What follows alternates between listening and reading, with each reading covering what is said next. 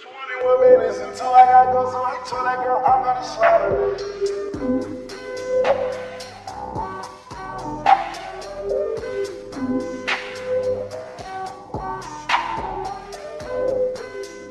Oui bonjour, c'est moi, comment ça va? Pas d'inquiétude, cette fois-ci il n'y aura pas une sponsor, même si jamais 203, mais bon, voilà, j'ai pas voulu te faire un troisième placement de produit, c'est abusé, on va pas se mentir. Puisqu'on va traiter du cas de Ethan Kotaz, la moindre des choses est de le présenter comme il se doit, et de voir qu'est-ce qui a bien pu le faire connaître, jusqu'à que des opportunistes comme moi puissent en faire une vidéo. Dans ma tête ça...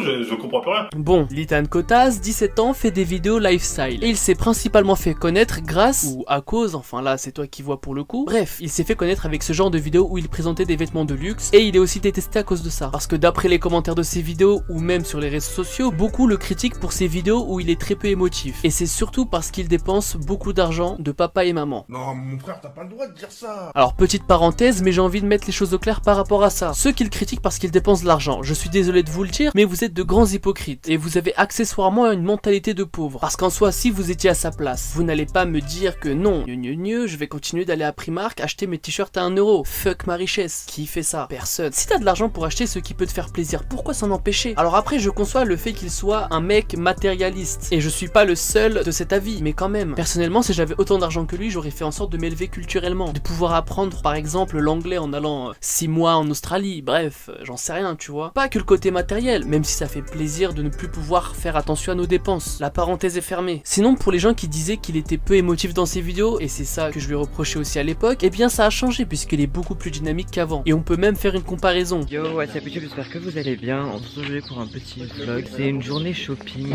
en Espagne. Du coup, j'espère que ça va vous plaire, ce genre de vidéo un petit peu différent que d'habitude. Hey, what's up YouTube, j'espère que vous allez bien. Aujourd'hui, on se retrouve pour une toute nouvelle vidéo. Et ça va être une vidéo que vous retrouvez chaque année sur ma chaîne, parce qu'on va parler du nouvel iPhone. Je vous fais cette vidéo. Voilà, les deux vidéos ont plus d'1 an d'écart et on y voit une nette amélioration entre la vidéo du 18 juillet 2018 et celle du 6 novembre 2019, et c'est un point positif à prendre en compte. Mais maintenant, voici la raison de cette vidéo. Bon voilà, le titre est assez explicite, il va parler des rumeurs qui tournent autour de lui, et sur les 10 rumeurs que vous voyez à l'écran, j'en ai sélectionné 3. Et je me suis dit, tiens, est-ce qu'il va parler des plagiats qu'il a pu faire, le fait qu'il ait volé des images, que ses vêtements ne sont pas vraiment made in France, et aussi qu'il s'est servi d'une orientation sexuelle pour promouvoir sa marque de vêtements. Et tout ce que je viens de dire concerne, encore une fois, uniquement sa marque de vêtements. Ça fait beaucoup là, non? Et la réponse est...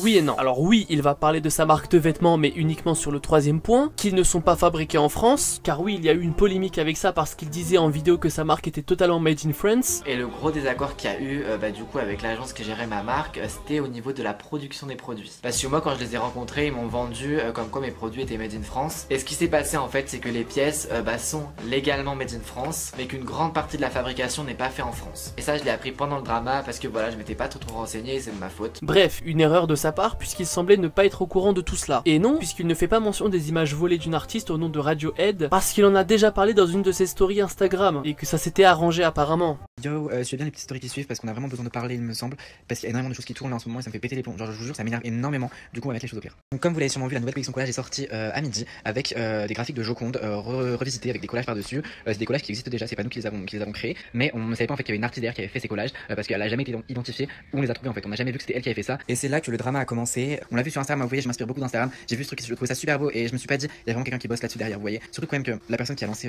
le gossip, les rumeurs, savait ma version des faits. Savait que j'étais pas conscient du travail qu'il y avait derrière, que c'était vraiment une artiste derrière. J'ai envoyé des milliers de messages d'excuses à l'artiste dès que j'ai su ça et elle va être payée pour son travail, c'est logique. J'aimerais faire une aparté sur ça, mais à quel moment on peut se dire, ouais, je vais faire un hoodie sur l'anxiété, ah bah ouais, c'est trop stylé d'être anxieux, c'est trop stylé d'avoir un portefeuille avec pour thème la dépression, c'est le style, waouh, la dépression, incroyable. Je dis pas que le hoodie est moche, loin de là, mais c'est chelou, vous savez que la dépression, l'anxiété et toutes ces dérives ne sont pas un style, et vous savez comment on appelle des gens qui souhaitent se démarquer des autres pour être original jusqu'à acheter des hoodies sur la dépression, hein? C'est une pute. N'importe quel homme lui propose $50, elle monte. Ah ouais, ouais, si tu veux, ouais, c'est ça. Et pour finir, sa vidéo, il se servait d'une orientation sexuelle pour promouvoir sa marque de vêtements. Et vous savez, vu que les coming out de youtubeurs font pas mal de vues, je pense qu'il voulait en profiter. Mais ça va, il a changé le titre de sa vidéo. Et il me semble que suite à ce changement de titre, il avait commenté sa vidéo en s'excusant. Et en disant qu'il ne savait pas que ça allait créer autant de polémiques. Je suis vraiment pas sûr de mes paroles, prenez ce que je dis avec des grosses pincettes. Si je peux pas être sûr, c'est parce qu'il a désactivé les commentaires de cette vidéo. Donc j'ai pas pu le retrouver. Quoi qu'il en soit, il y a quelque chose dont il n'a pas parlé dans sa vidéo et c'est bizarre bizarrement son plagiat avec une autre marque au nom de Wasted Paris. Je vais pas beaucoup en parler puisque beaucoup d'autres youtubeurs ont déjà débunké ça plusieurs fois. Pour faire simple, à droite vous avez la marque de Litan Kotaz, Collage Worldwide, et à gauche celle de Wasted Paris et potentiellement d'autres marques. Là je vais vous faire un exercice simple, vous avez un sondage qui s'affiche à votre droite pour qu'on puisse le faire tous ensemble. Et le nom de cet exercice est simple: plagiat, copie ou inspiration. Et puisque nous avons un nouveau challenger dans cette vidéo, nous allons d'abord présenter la marque Wasted Paris. Voici son premier drop, un hoodie orange avec le nom de la marque et derrière t'as des éclairs. Voici maintenant le hoodie de chez Collage, un hoodie orange avec la même police d'écriture et le même design, pour les éclairs en tout cas. Après il s'est pas fait chier puisqu'il a trouvé cet éclair sur Google Images et il s'est tellement pas fait chier qu'il y a une coupure nette de l'éclair par ici. Pour le deuxième drop, nous avons encore un hoodie avec une photo de la Joconde et la définition d'Anxiety, de To Regret et Gossiping, mes couilles. Bref, je connais pas l'accent là. Et à gauche, un hoodie de chez Off-White et un pull Anxiety que tu peux retrouver sur Spreadshirt. Bon là y a rien à dire puisque tout le monde utilise la Joconde ou d'autres œuvres ultra connues, même si pour le hoodie Anxiety c'est un peu limite de faire ça, mais bon, après tout s'il y a eu une offre c'est que la demande doit être présente. Donc c'est la faute à qui? Du client ou de la marque qui propose ça? Moi je dirais les deux. D'ailleurs en parlant d'œuvres connues, pour le troisième drop il est très facile à comprendre, mais voilà. À droite Collage et à gauche la fameuse peinture End of God. Encore une fois, rien à signaler, tout le monde utilise des œuvres connues. Et pour le quatrième et dernier drop, il a fait des hoodies et des t-shirts à l'effigie de Stranger Things. Sur les 3 modèles proposés, il y en a 2 que j'arrive à retrouver sur internet. J'espère pour lui qu'il a le droit de ces images ou qu'elles soient libres de droit à la commercialisation. Sinon il est dans une sacrée merde hein. Là il pourra pas dire que je savais pas. Voilà, l'exercice est terminé. Pour ma part, voici ce que j'ai coché pour les 4 drops. Bref, si vous voulez approfondir le sujet au niveau de ces saps, parce que j'ai pas tout traité, je vous mettrai des vidéos en description. Maintenant que ça c'est fait, j'aimerais analyser certains points de ces 3 vidéos. Et je vais commencer par cette vidéo puisque c'est celle-là qui a inauguré sa marque hein. Je voulais vraiment créer une marque de vêtements qui me représentait, avec des designs qui me plaisaient. Et mon but c'était pas du tout de vendre des suites avec ma photo dessus ou mon nom dessus. Je voulais vraiment créer une marque à part entière qui ne s'associe pas forcément à moi, même si là je vous dis que c'est moi qui l'ai créé. Donc voilà, moi je suis juste le créateur de Collage, mais il n'y a rien dans les vêtements qui s'identifie à moi, mon nom est marqué nulle part ou quoi. C'est bien beau de ne pas vouloir s'associer à la marque, qu'on puisse pas s'identifier à toi en regardant la marque. Alors pourquoi tu es absolument partout sur le site? Et les autres personnes qu'on voit ce sont juste des potes, qui sont d'ailleurs aussi en majorité des youtubeurs. S'ils voulaient réellement dissocier la marque et le youtubeur, ça aurait été plus intelligent de payer des mannequins exprès pour sa marque. Après peut-être qu'ils n'avaient pas assez de moyens financiers pour pouvoir s'octroyer des mannequins dignes de ce nom.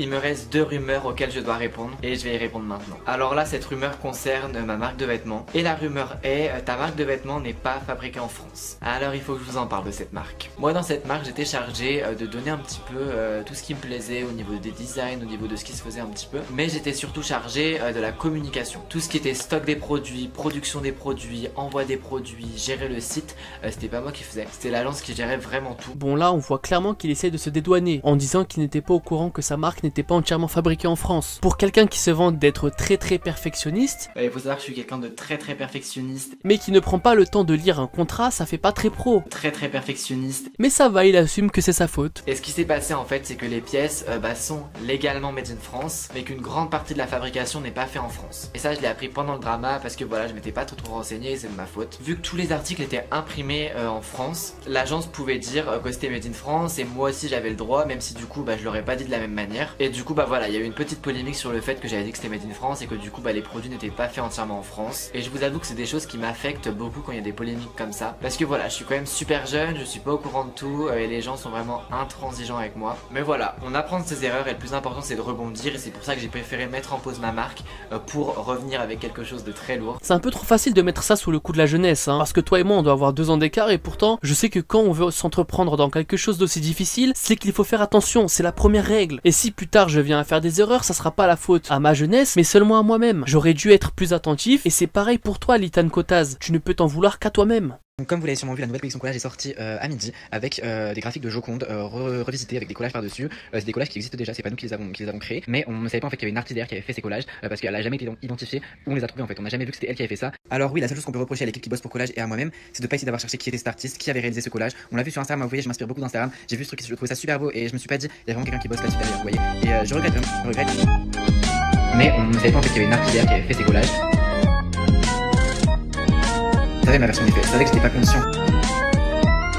Et je me suis suis pas dit, il y a vraiment quelqu'un qui bosse là-dessus derrière, vous voyez. Parce que voilà, je suis quand même super jeune, je suis pas au courant de tout. Mais en fait c'est ça son problème. Est-ce qu'il compte dire à chaque putain de polémique qu'il ne savait pas? Est-ce qu'au bout d'un moment tu devrais pas te poser et te dire, et si je vérifiais d'où venaient les images que je screen sur Instagram? Et si ces mêmes images n'allaient pas m'apporter des problèmes, que ce soit pour moi et ma marque? Parce qu'il arrive quand même à dire qu'il ne pouvait pas se dire que quelqu'un était derrière cette image. À quel moment, frérot, tu peux utiliser des images sans te dire une seule fois que c'est quelqu'un qui a fait cette image? Tu penses que l'image s'est créée toute seule ou quoi? C'est possible, mais je m'en bats les couilles. Je te donne un 0 pour ces prises de parole. La communication est un vrai désastre chez toi en fait. Et ça depuis le début. Bref, va falloir s'améliorer et assumer ses erreurs et ne pas mettre ça sous le coup de la jeunesse ou je ne savais pas. Sinon, une dernière chose par rapport à cette phrase. Essayez d'entreprendre, essayez, je sais pas, faites un projet qui vous plaît. Mais genre, arrêtez de parler sur la vie des autres et de vouloir faire du buzz sur la vie des autres. Je vous le dis direct, hein, je supprime les commentaires. On a signé un contrat avec l'artiste, elle est très contente, je suis très content. C'est réglé, on a trouvé un accord. Il y a pas besoin de faire une polémique immense comme ça. Je voulais juste dire une phrase pour terminer, c'est qu'on réussit pas en parlant sur les autres les gars. Vraiment méditez là-dessus. Si, on peut très bien réussir en parlant des autres. Regarde, le roi des rails, t'as 1 million d'abonnés. T'as Nizé qui a récemment atteint les 200 000 abonnés et Loup Solitaire qui est en train de le rattraper. Toi, t'as lâché cette phrase, on ne réussit pas machin truc, parce que t'as eu le seum qu'on est venu t'insulter pour tes erreurs. Et tu savais pas. Si, tu le savais, Litan, au fond de toi. Mais t'avais la flemme de chercher l'auteur de ces images. Arrête de faire l'hypocrite. Faut assumer ses erreurs. Bref, c'était un petit peu violent vers la fin, mais voilà, on va pas se mentir, et il est un peu chiant ce mec. Sinon, on se retrouve, je sais pas, la prochaine, comme d'habitude. Hein. On se dit à bientôt. C'était Yas. Ciao.